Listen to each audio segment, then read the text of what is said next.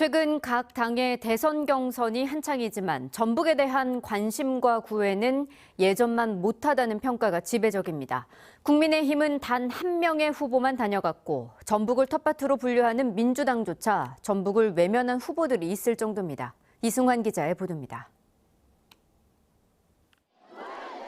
지난 2017년 치러진 제19대 대통령 선거. 문재인 후보는 호남의 적극적인 지지 속에 무난히 경선을 통과했습니다. 호남의 일자리를 가장 많이 만들어낸 대통령 문재인, 호남 경제를 부흥시킨 대통령 문재인, 반드시 그렇게 평가받겠습니다. 당시 문재인 후보의 전북 공약은 누구보다 구체적이었고 호남 안에서 전북의 소외감을 이해하고 공감한다는 점에 높은 평가를 받았습니다. 전북 유권자들도 이에 호남은 물론 전국 시도 가운데 가장 높은 지지율로 화답했습니다. 전북의 경우 경선에 키를 쥐고 있는 권리당원 숫자 면에서는 여전히 그 비중이 작지 않습니다.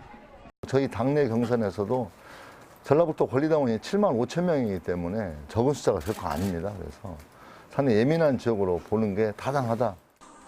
하지만 그동안 각 당 경선 분위기를 보면 여야 주자들이 앞다퉈 달려간 광주 전남과 달리 전북에 대해서는 온도차가 작지 않습니다. 전북에서 압도적인 지지를 받는 민주당조차 6명의 경선 주자 가운데 추미애, 김두관 2명은 지금까지 공식적인 방문도 하지 않았습니다. 국민의힘은 전북과 인연이 깊은 홍준표 의원 이외에는 아무도 찾지 않았습니다. 본선이 아닌 경선 단계라고는 해도 대선 주자들의 인식은 여전히 광주 전남이 곧 호남이라는 틀에 갇혀 있는 것으로 보입니다.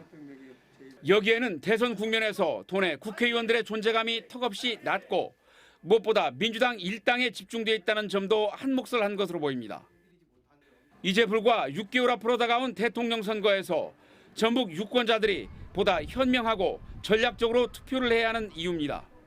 JTB 뉴스 이승환입니다.